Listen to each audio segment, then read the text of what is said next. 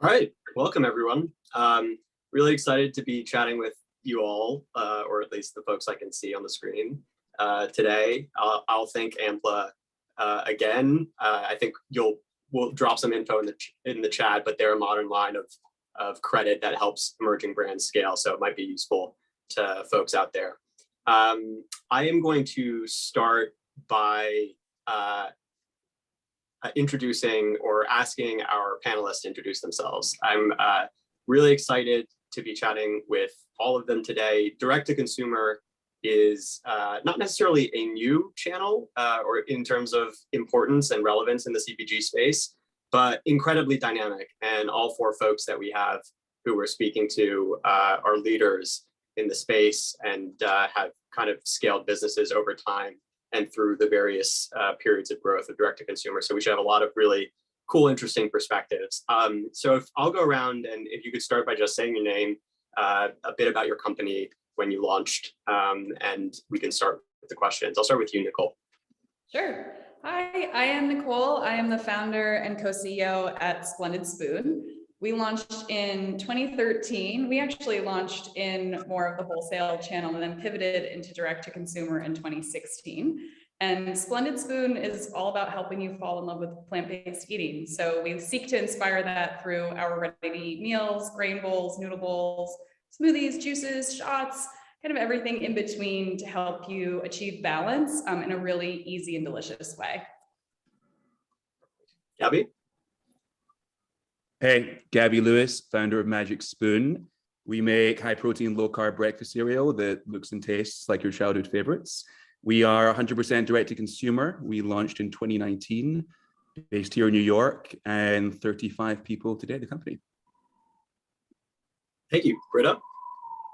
I'm Britta Chatterjee. I'm one of the founders of Odele Beauty. We're a clean hair care brand that's all about making really high quality hair care that doesn't have the nasty chemicals in it, and is also something you can share with your family.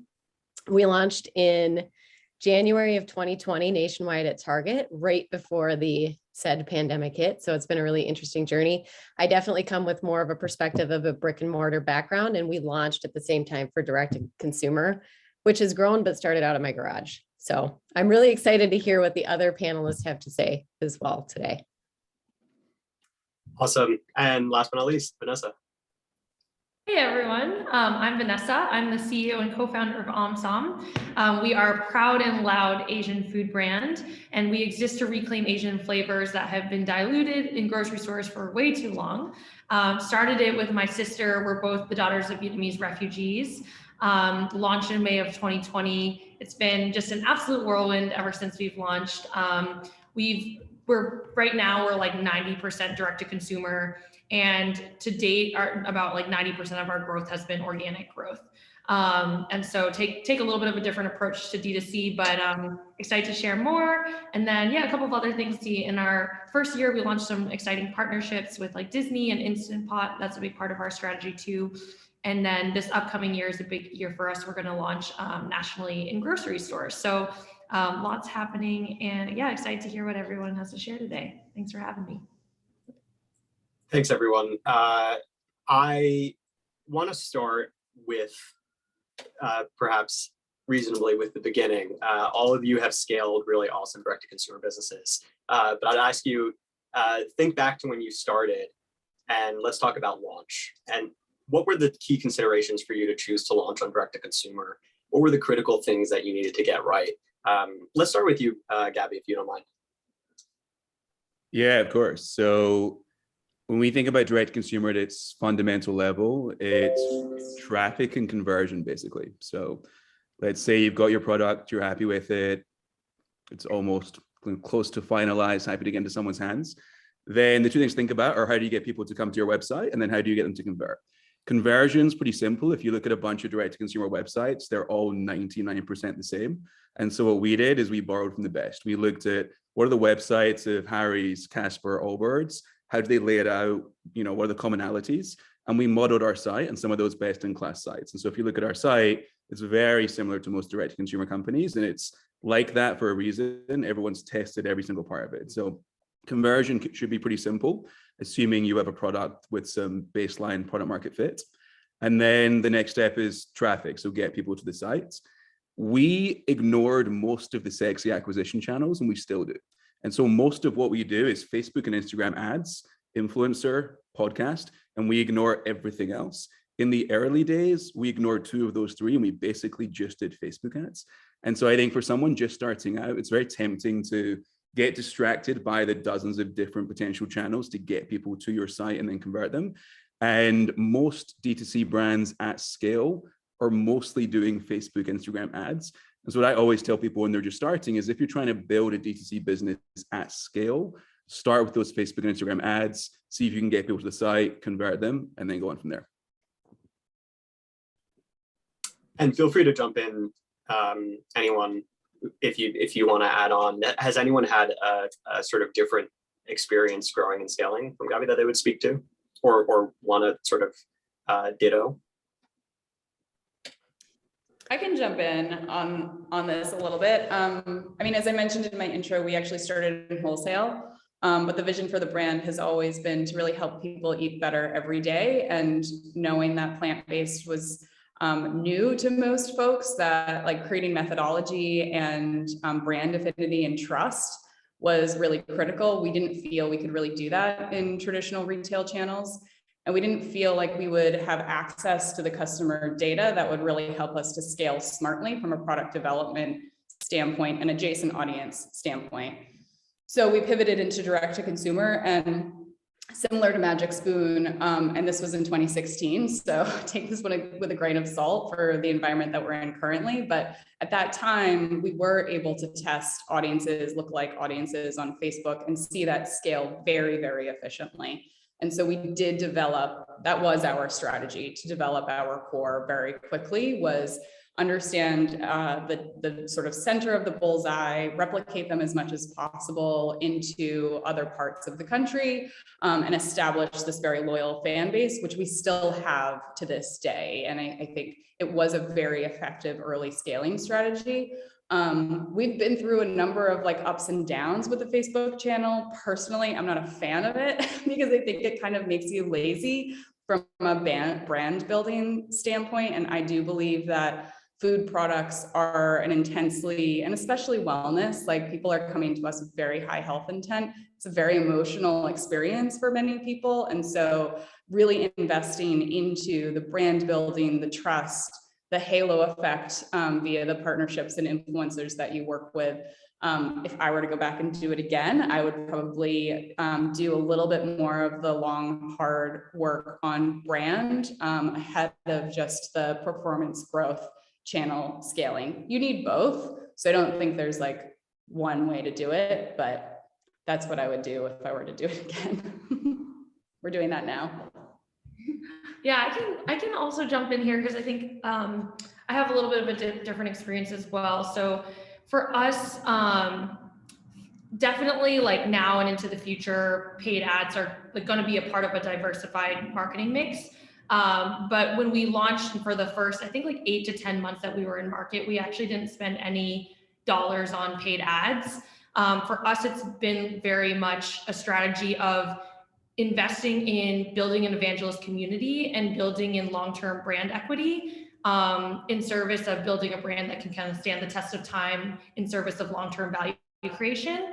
And so for us, a couple of things I would say were like pretty important, that you can't really over-invest in a strong brand story. I think really understanding what you stand for, who you're speaking to, who you exist for, what their values are, what your values are really important, like pillars to be building out before you put anything out into the world. And then I think being very clear and narrow in your focus on who you're speaking to right out of the gate is really important, especially with limited resources. I think if you try to speak to really broad audiences, you stand a very high chance of falling flat. So for us, we were very clear, like we're speaking to first and second gen Asian Americans, and there we'll be able to have a critical mass of people talking about us, having us mean something to them. And then eventually we'll speak to broader folks. But I think to start having a very clear focus allows you to cut through the noise and make a splash in the busy and noisy world of direct to consumer. So those were some of the things that we invested in heavily upfront. And then longer term, we started to layer in other growth levers that were more like, you know, put money in, get money out type of transactional, like, you know, building out that more repeatable, predictable performance marketing engine. But for us, the brand building came first. The community building was kind of the foundation for some of that other, some of those other very important levers that inevitably do have to be figured out to scale a D2C business. I would just add for us, I mean, we launched in 1,000 Target stores. For us, direct to consumer was more about, you know, how do we own this relationship directly with the consumer, because through wholesale, you don't get to have that direct communication. But I would also say, so, you know, coming from more traditional CPG background, I was so naive in how to launch D2C.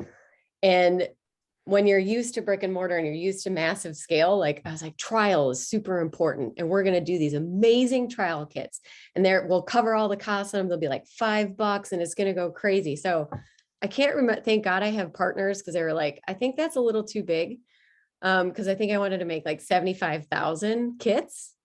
And we put it up, we got it like picked up by CNN, and then it would be like, well, we sold 5 today. And so really understanding that equation of just how much it actually cost, from the traffic perspective of like, how are people actually showing up and being very focused and prioritizing. Like, we had to get all the brand stuff right first, because in wholesale, you can't control the channel. We had to know the consumer. We had to know what they were looking for so that we would convert at the shelf.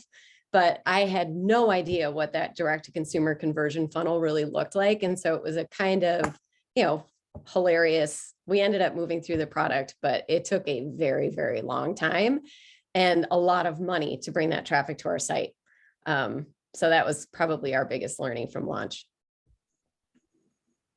Yeah, that's an awesome comment. And we're going to get actually, I think, to a lot of the growth stuff later on. So it's great to hear that queued up. One thing I want to revisit, Nicole, if you don't mind, how would you think about, you mentioned using direct to consumer as a sort of learning engine to get closer to the customer, to be able to collect data about them, but also maybe their feedback. How did you think about, when you set up D2C, setting it up so that you were ready to get started learning on that front? Well, we maybe bit off more than we could chew. We went a custom route with our site. I mean, this was at a time when Shopify didn't have a subscription model, but that was really like the impetus for us building a custom site, was that we would be able to create different permutations of merchandising the product.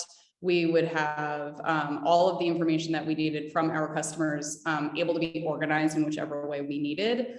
And the product buying patterns that we have from our platform and from our customers, from where they are, being able to map that to different preferences and all the way down into our innovation cycle has been incredibly, incredibly valuable for us. So we have, you know, a full funnel approach to product development, right? Where we now understand if we launch this type of product at this particular time of year, with this particular audience, it's going to have a very high likelihood for success. And we've got to see with a food business where food is, that has become an incredibly valuable asset for the business.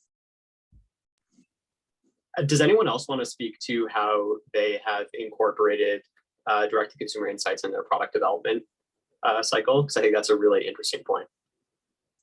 Yeah, we use our consumer database all the time to supplement full national panels, even just on like a traditional attitudes and usage study from a brand perspective. And it saves us so much money because recruitment it was a lot cheaper, basically. So even just having access to them, otherwise we'd have to pay like $45 a head.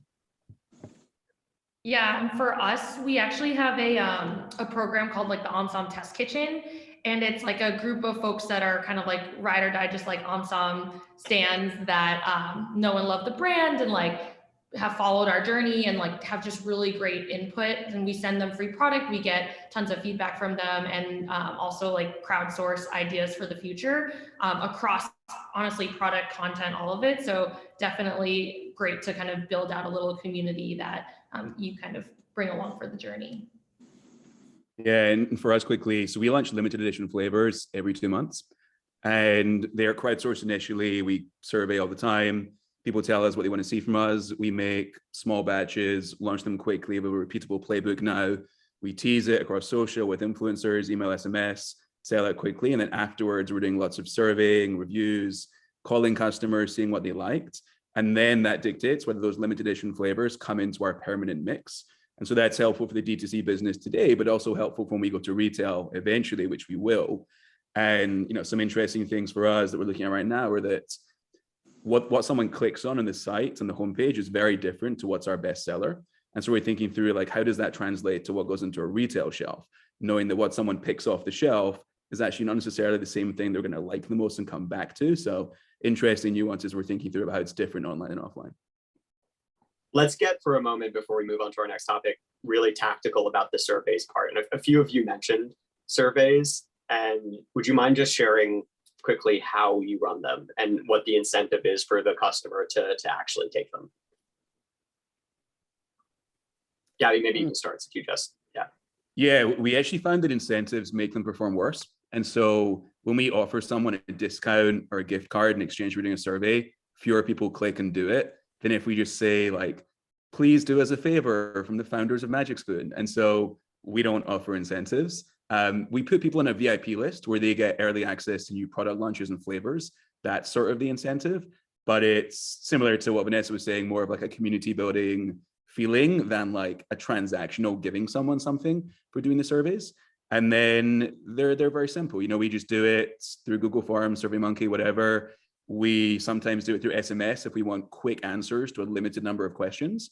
Otherwise, we'll do it over email, and we try not to survey people more often than a couple of times a year. So we'll segment our list, and we're asking different people different things, so no one's getting hit too much, even though as a company, we have surveys going out every couple of weeks. That's awesome.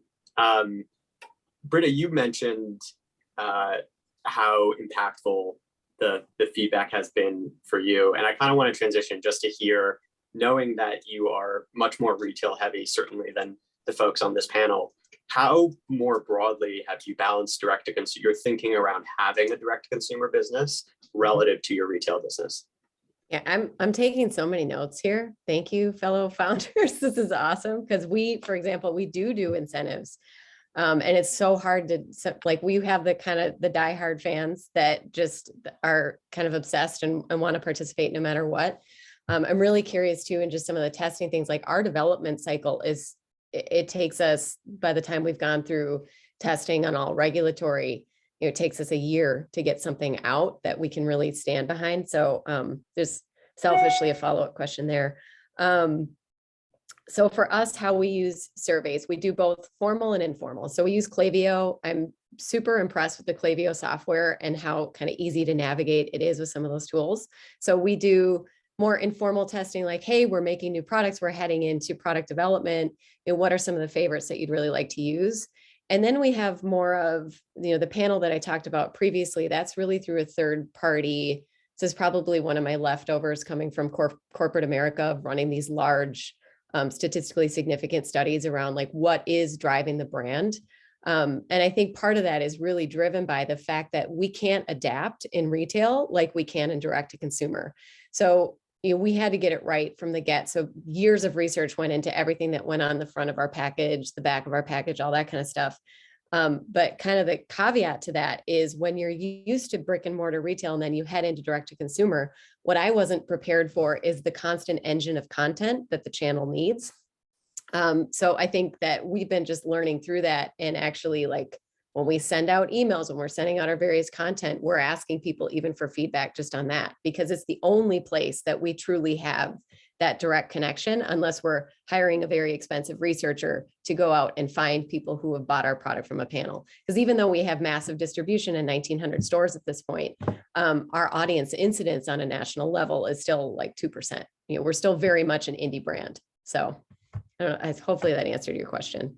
Yeah, absolutely. Are there any aspects of how you think through things like the SKU assortment or pricing, beyond even product development and feedback that cause you to position the direct to consumer business differently, or is it a different type of customer that you're going after on that platform? Yeah, so it's interesting just through some of the major research that we just finished. So it's the direct to consumer person.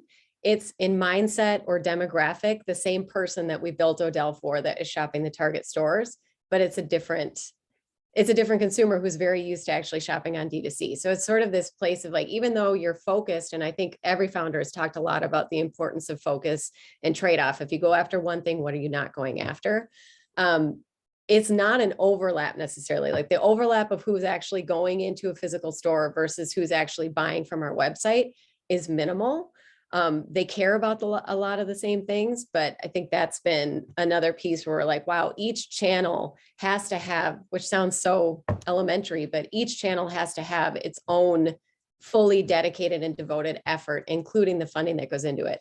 One of the other things that we look at with D2C, so we have a heavy product that's also not very expensive. That's not the best equation for direct to consumer in terms of profitability. Again, like, oh, yeah, that's probably sounds pretty obvious, but it does change the way we think about how we use the channel, how we invest in the channel, and what we want to launch on the channel. So we're actively looking for what are these unique things, some goals, like for me, because I'm always operations and finance heavy, what can be more expensive and light from a treatment aspect. You know, we're looking at different things that we can do from a limited time offer to give them reasons to buy on that channel that doesn't also throw our operations completely off. And then how do we get that average order value up? Because for us, it's hard if it's under like a $40 mark. And so that's, again, one of those big challenges where you're like, well, okay, how do you get somebody, especially if they're a new customer, to buy that much product and also not regret buying that much product because then they ship it back to you. So just kind of that, those are all the things that when we think about how we use direct to consumer that kind of eat up a lot of our time. There's so much great stuff there, and we're going to get through. I want to circle back to a lot of it. Before we move off of the balance between direct to consumer and retail, I just want to ask Vanessa, you know, Gabi mentioned using insights from direct to consumer to think about a potential retail launch. You are thinking about a real retail launch coming up soon. How has that process been for you, and what is your thought model around the difference between that and your sort of steady state business on direct to consumer? Yeah, absolutely. Oh my God. Well, it's a whole new channel and a whole new business. So huge learnings for us for sure. And even like from a strategy perspective, like building out the team differently, all of that. I would say there's like two kind of main areas we've been spending a lot of our thinking. So initially, upfront, we spent a lot of time on how do we adapt like the Omsom experience for the retail shelf, because it is so much more like the D2C experience is much more multidimensional. Like there's so many different touch points. You've got the real estate of a full website and a product page to tell your story. On the retail shelf, you've literally got your physical packaging, and that's pretty much it. And so our packaging has to do a lot more work for us versus our current packaging right now is just like, make this shareable and like hype worthy, which is why it literally just says Omsom on it. That's it. It doesn't even explain what the product is. And on the shelf, we had to do a ton of evolution of the form factor and the packaging to educate folks and then still catch your eye and retain that proud and loud Omsom energy. So that was a ton of work went into that as far as focus groups on multiple iterations of packaging, showing them different versions, getting their feedback, and then doing that with folks that know about Omsom and then folks that have never heard about Omsom. So that was a big kind of chunk of work. And then now we're doing a lot of marketing strategy around how do we bring that like Omsom digital universe to the consumer that finds us on the shelf, and at the same time, how do we leverage our existing online community to go support us on the shelf, and like how do we create a little bit like kind of like a feedback loop or flywheel between both communities and kind of still create that like consistent kind of like one cohesive Omsom community across channels. It's pretty ambitious. I don't think like I don't know many brands that have done this well, but I think increasingly so there are more tools to allow you to do things like this well. And we're taking a couple of bigger swings on packaging, like just some risks to see what's possible. But I mean, anything could happen.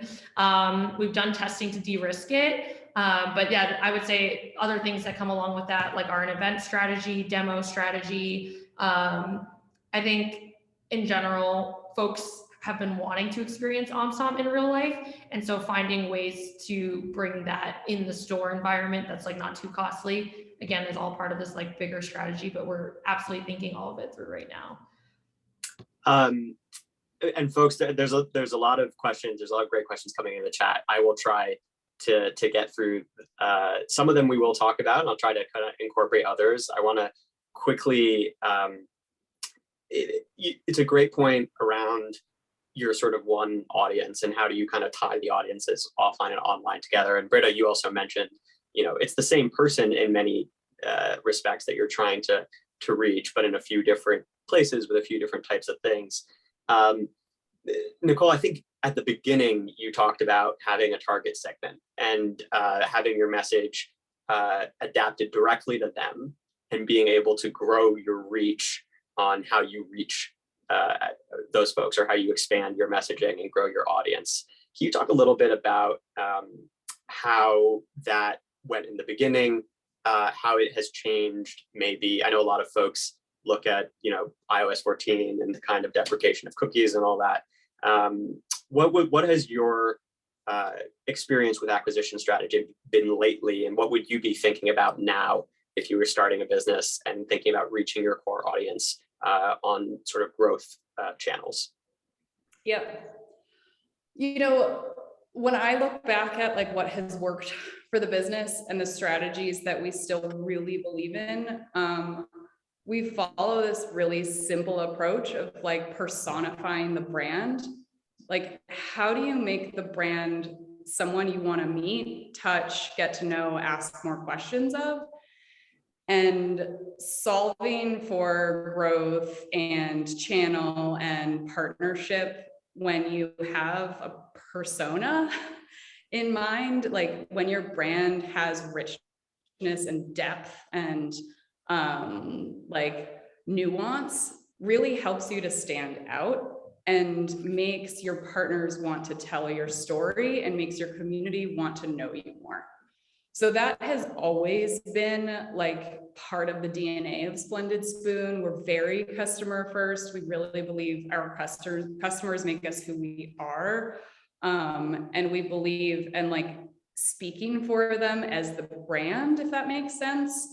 So, whether it's an earned, early days, like I come from a Condé Nast, like a media background. So like storytelling, super important. Did not have like $1 to my name when I first started the business, but storytelling always had really high ROI. Like people like stories, people like to get to know other people. So whether it's you as the founder or customers who are major evangelists, like finding those stories and telling them really well through channels that resonate with that customer is a really, really virtuous cycle and is free, right? Like you need the time and you need the know-how to construct that story, but it's a much more, that approach is a lot more organic and I think has really, really high ROI that we've been able to translate into the growth world as well, because that's the same playbook for affiliate marketing.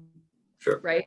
Like, it's highly scalable now. It's the same playbook for influencer marketing. It's, and those are highly scalable channels. Great. Yeah, that's a great actually segue. Gabi, you mentioned how focused you are at Magic Spoon on a few core channels. And I wonder if you could speak to how that decision came to be.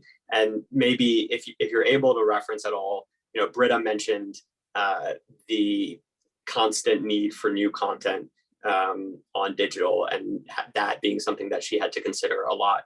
And was a bit surprised by when converting or starting on D2C. How can you speak to that, and how did it come to be that you sort of focused on the core 3 channels that you guys are focused on? Yeah, 100%. So I simplified slightly. At this point, we do most channels. So at this point, we run TV ads, we do direct mail, we do TikTok, like we do everything now. But the vast majority of what we do is Facebook and Instagram ads. And that is by far the most scalable channel. And so a lot of this comes back to what you want to accomplish with your brand. If you want to build a brand that is a huge, mostly D2C brand at real scale, doing 20, 50, $100 million a year, Facebook and Instagram ads today are kind of all that matter to get you there.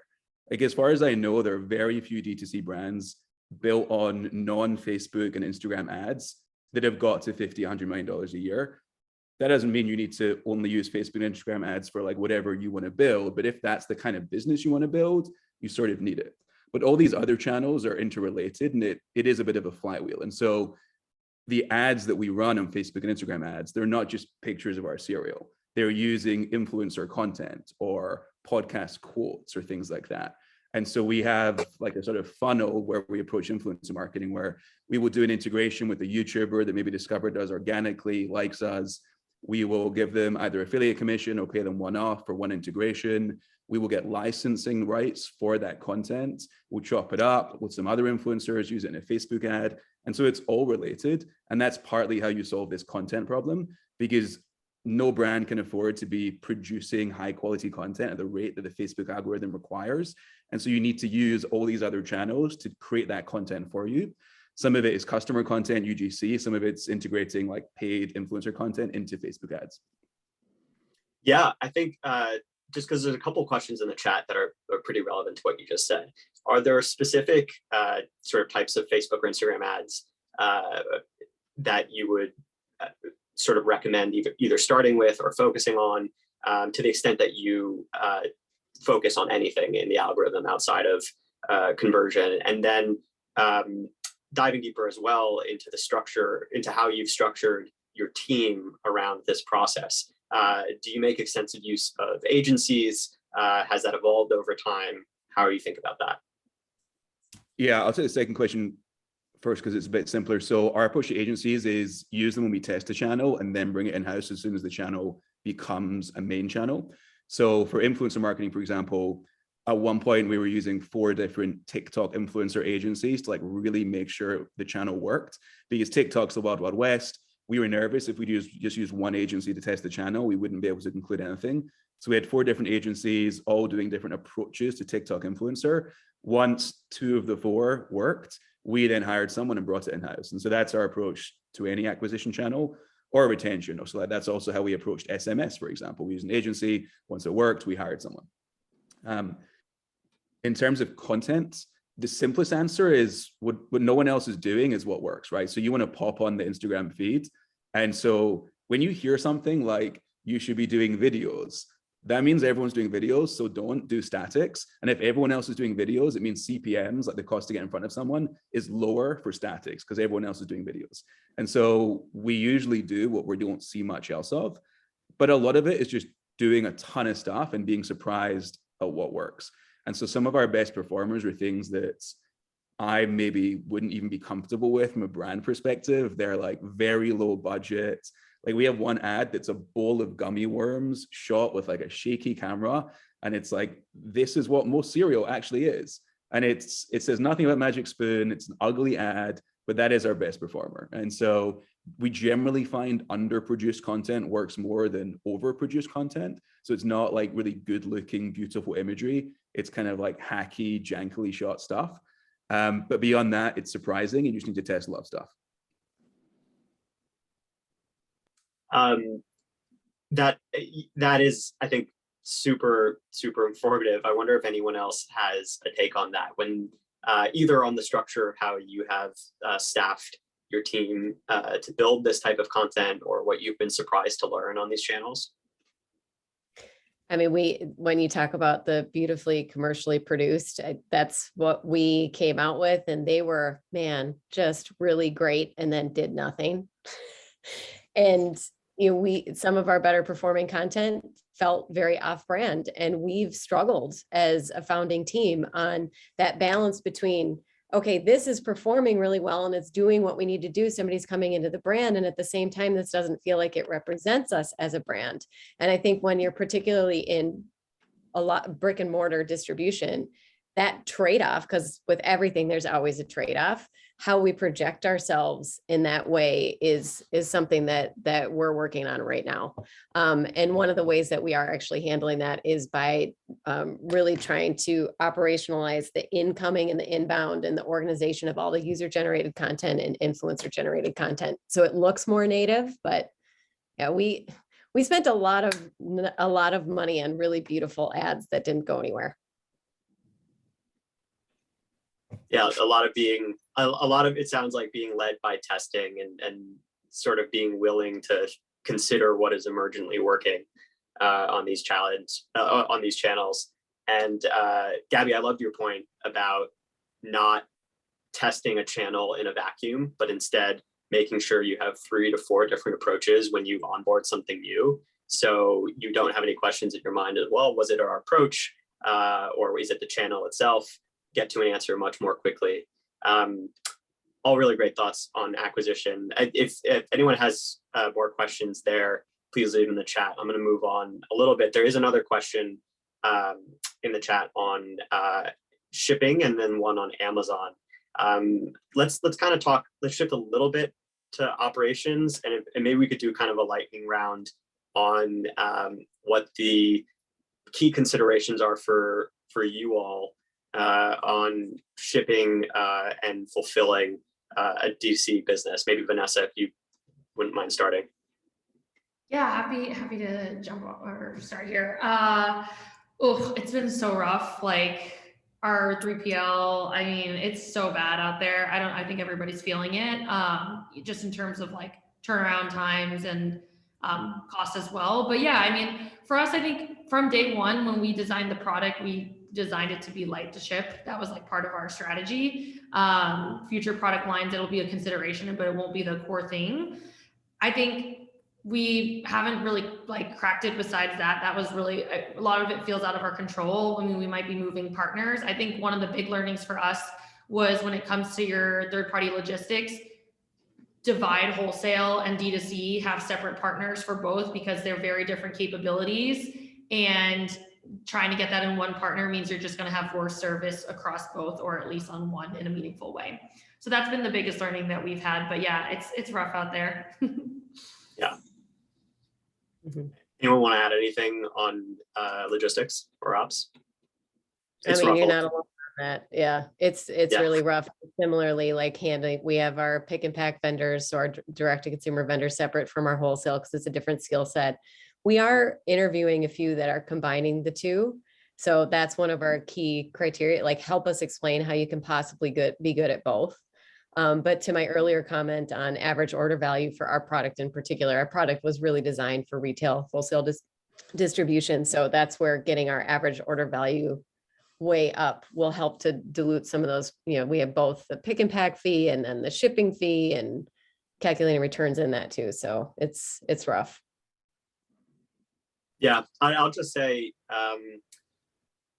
relative, I think kind of relevant actually to what you mentioned, Britta, you know, when you were first launching an item that didn't pull through or sell through in the way that you thought it would. Operations can be tricky and forecasting can be tricky all around, no matter how much data you have.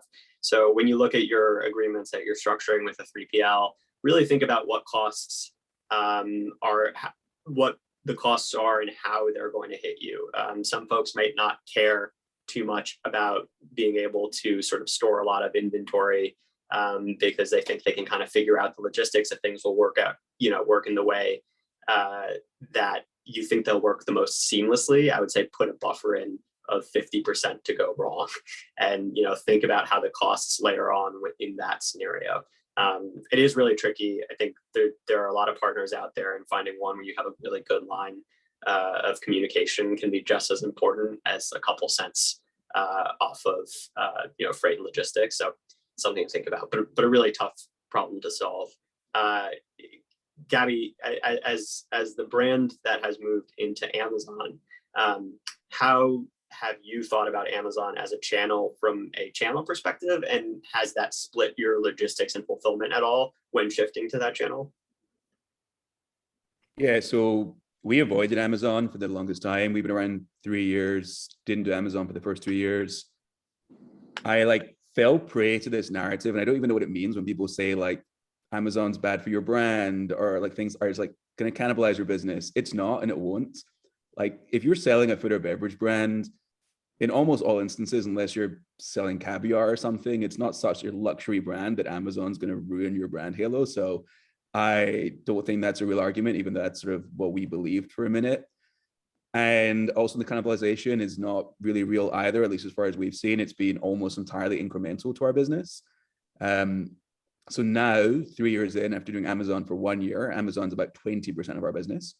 And most DTC founders I talk to that are like focused on DTC, Amazon is sort of 10 to 30%. So 20% sort of is in the sweet spot.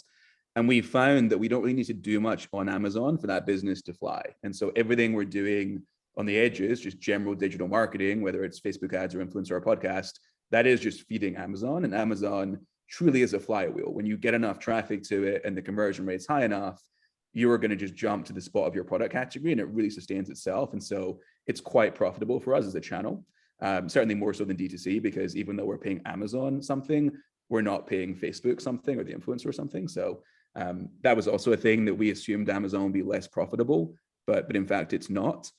And then the logistics sides, we ship into Amazon. It's a little bit different from how we approach DTC, but it's not overly complicated.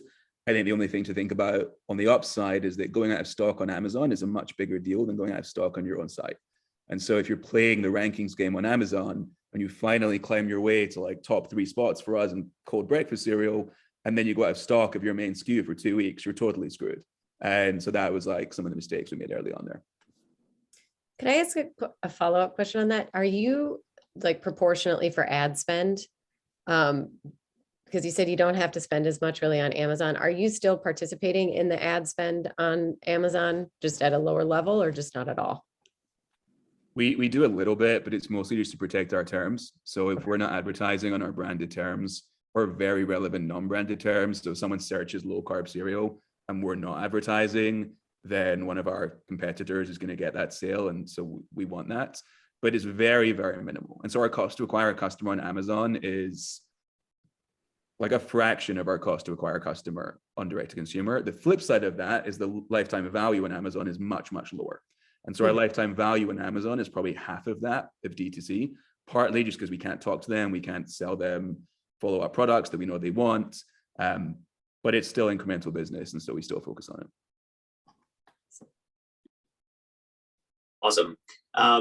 Speaking of talking to your customers, you know, Gabi, you just mentioned that one of the hardest, the roughest parts of Amazon is losing the direct connection. That seems to result in a lower LTV. One of the major reasons to be in direct to consumer, we talked about the feedback loop, but there's also that direct communication once a customer sort of enters your brand through purchase. Shifting a bit to how you use that to grow a customer or retain a customer. I wonder if, Nicole, you wouldn't mind kind of starting us off. How have you thought about retention strategy and anything that you're sort of currently top of mind for you there? Yeah, so this is like the name of the game in surviving D2C, especially with like for us, we have a highly perishable product. It's very heavy to ship. And so once we've acquired the customer, that's sort of like just step one. What we have done with our customer data and talking to our customers and looking at what they buy over time is actually identify the signals that tell us they're going to be a more loyal customer. And so what we think about is, what does activation mean? Like, at what box is a customer more likely to be twice the average lifetime revenue? And what are the factors in, you know, boxes 0 to 3 that need to be there in order for us to hit that activation point? So that's what we really focus on. And we love it because it's so like aligned with the customer journey and the habit formation and the like love creation that we're trying to create for the product itself. But that's what's very different from, I think, and I don't know because we're not in retail, but like we have to take the whole journey into consideration. It's not like our job is just starting once we've made the acquisition. Yeah, that's a great. I'm wondering how has, so if I'm hearing what you're saying, there's a lot of testing around how to optimize the product experience.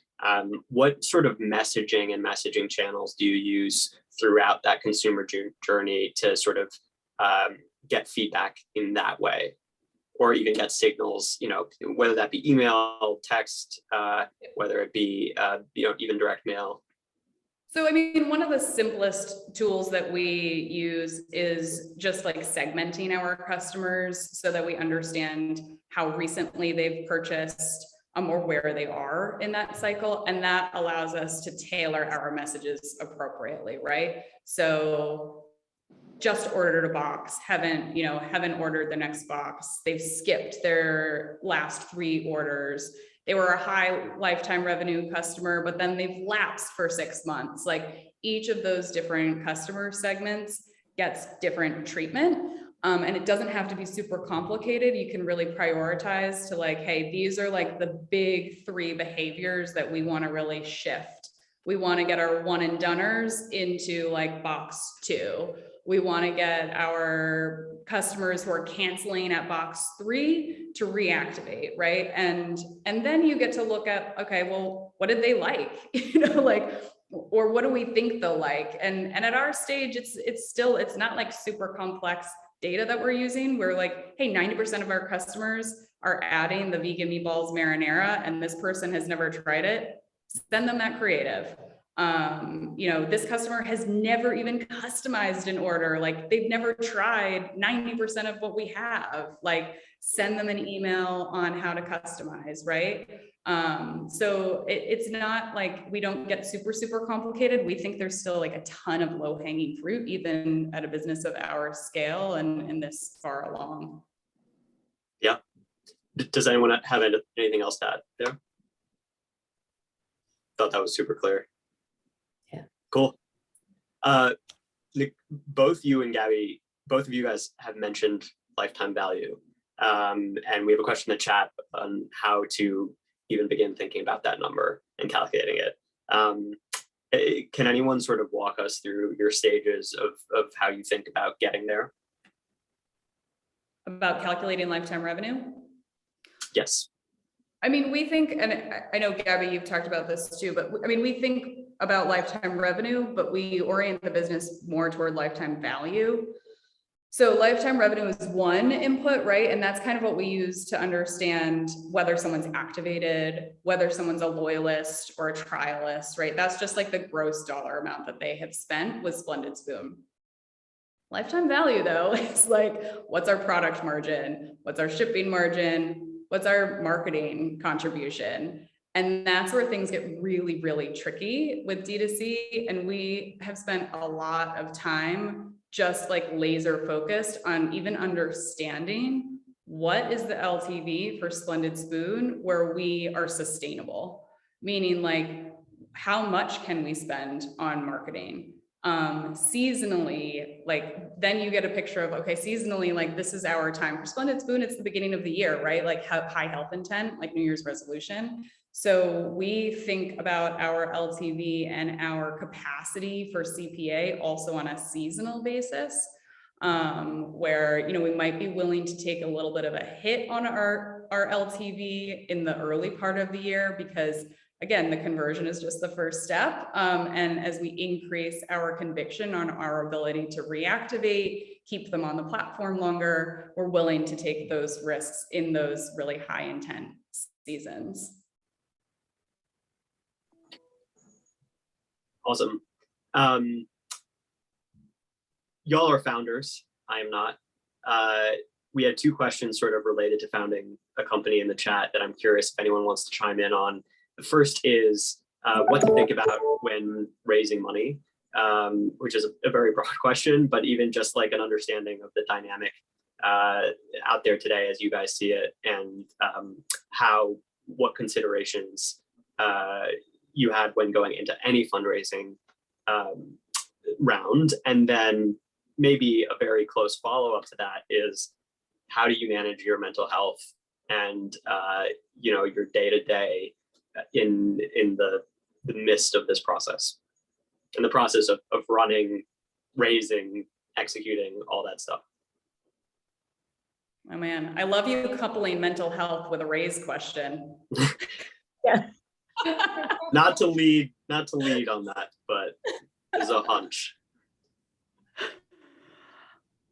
Well, I'll jump in on this one. I mean, fundraising is, again, like I've been in business for a long time, and fundraising was an experience unlike any I've ever had, because as a founder, everything is personal. I mean, I'm still in the point where when I read reviews, if it's a negative one, I'm like, oh, well, sorry. And the fundraising piece of it too. I mean, it doesn't matter how buttoned up you are. It's obviously like, know your numbers, know your business model. A lot of other founders are so helpful as well. Like other founders want to see other founders succeed. It's also why we're here. So take as much help as you can get and be the first to say, like, I don't know, but I'm figuring it out, and go into it open-minded and expect rejection, because it will come. I mean, even now, like I'll think back 3 years ago and I'm like, who was that asked for that? Or like, who needed another shampoo brand? Like, what were we thinking? And from the mental health aspect of it, I mean, I'm a big proponent of mental health and taking care of yourself first and having healthy habits. So how are you eating? Except everybody saw that I skipped lunch today and ate a peanut butter bar. But like what are the inputs that you can have control over? Because so many things you aren't going to have control over it.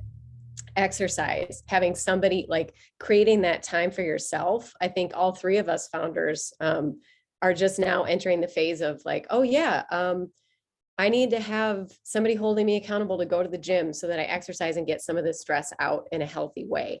We were also doing this all as moms throughout a pandemic, homeschooling kids. I mean, it was pretty rough. So luckily we survived that part. And now it's like really just setting ourselves up for managing the inevitable stress in very healthy and productive ways versus reaching for a whiskey or, like some of those less healthy habits. I can kind of jump in here to build on some of what Britta said, which a ton of that really resonated. Yeah, I would say with investors, one of the biggest things that I've been, working on and really trying to internalize is this idea of, just like any other partner, the way you would evaluate the agencies you might work with, or like a contractor who might, partner with you on something, or a co-man, right? Like you should take that same approach to how you have conversations with investors. And so one of the things early on that I feel like I've learned is that having a really clear view on what you're trying to build, on what timeline in terms of ambition, scale, exit, all of that, like having a perspective on that early and being really upfront with investors will be like of service to both of you, and you will get rejections, and having clarity on that, because it might not align with what those investors make sense for their fund model or whatever it may be their vision, but like that's better for everybody. So doing that like work up front, having a perspective, being transparent about that, having those conversations early is I think all part of the like mutual fit like goal that you should have in speaking with investors. And then on the flip side, once you've landed that investment, I think you also want to take a similar mindset. So one of the things that I did early, or right after we closed our seed, was I actually wrote an investor manifesto of how I aim to show up as CEO in all interactions with our investors. And it was like kind of like 5 main principles. And like the high level of it was like, hey, like it takes a village. We're going to soak up everything you have to say, like sponges. We know you have a wealth of experience and visibility across the industry. And we are going to take that all in and then do what we think is best for Omsom and the business. And so like, we definitely kind of wanted to like set the tone of like collaboration, but also like kind of respect for what we think is best for the business. And so sent that out as like the first email to our investors. And I think that was like something that I'm really glad I did, especially as like a young CEO and as a woman of color CEO. I definitely feel like it was a good thing to level set early on of like, hey, this is what the partnership is going to look like. Oh, and then mental health. Oh yeah.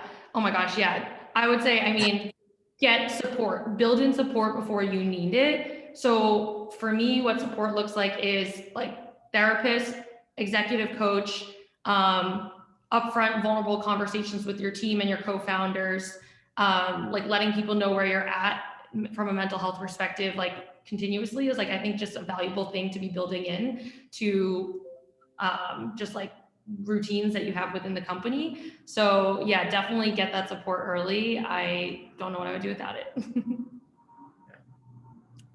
So we do have a few minutes left. I want to move to the last question. Anyone else want to chime in there, or are we? Just one quick thought on the fundraising piece. I think a lot of founders early on over-optimize for ownership. And my view is like, it doesn't really matter that much at all. Your business is either going to be a huge success or it's not. And whether you own 40 or 60 or 80% of a huge success, probably you're going to be great either way. And so we always optimize for amazing investment partners over valuation. And so that's just like a little thing I think some people overlook initially. Awesome. Gabi, let's stick with you for the last question, then we'll do a sort of quick around the horn. We've talked about a lot of metrics and a lot of strategies today. If there's one that you had to kind of say that is top of mind for you right now when thinking about the health of your business, what are you thinking about? Yeah, I think for us, the North Star, sort of what Nicole mentioned, is blended CAC to LTV. And so it's, a single metric that encompasses the ratio of what it's costing us to acquire a customer and what that customer is worth to us over time. There's a lot of assumptions built into all of that. And so on the CAC side, we look at blended CAC. Once you're spending across dozens of acquisition channels, it's really hard to know where the sale is coming from. Even if Facebook says it came from us, like it probably didn't, because that person probably heard you on a podcast and then a friend mentioned you and then they clicked on the Facebook ad. And so we truly just look at all of that spend together and take a blended CAC perspective, by and large. And then on the LTV side, that's just lifetime profit for a customer, basically. So the ratio there. Nicole? Brand awareness. Yeah, so how much lift are we actually achieving in overall brand awareness? And can I ask, how are you measuring that? We're coming up with that right now, actually. Sounds good. Yeah. But lots of survey partners out there, lots of ways to do it. Yeah, You could do it quarterly, annually. You could do it in channel if you're spending enough money. So, but definitely a huge one. Britta, you want to follow up? Well, I would have Nicole's answer, but then in the brand awareness, that's too where I'm like, I don't know how to do it without a really big study because so much of ours is like in an abyss. So right now we're looking at that as customer acquisition cost. But yeah, I'm going to go with Nicole's answer. Cool. Vanessa? Sorry, I was getting my investor manifesto. What was the question? All good. We were sort of doing a quick around the horn of one key metric that's top of mind for you right now and thinking about the health of your business. Yes, I mean, definitely what everybody else said is super important. The only other one I would add on is engagement across like open rate on email, engagement on social media. I think this is a really telling metric around like the true resonance that a brand has with their community. And so we're always looking at that and really trying to track that. And again, that's one of those like long-term metrics that speak to, I think, the potential of a brand to stand the test of time. Awesome. And right on time. Thank you everyone for joining. Thanks for the conversation. I learned a lot. I really enjoyed it.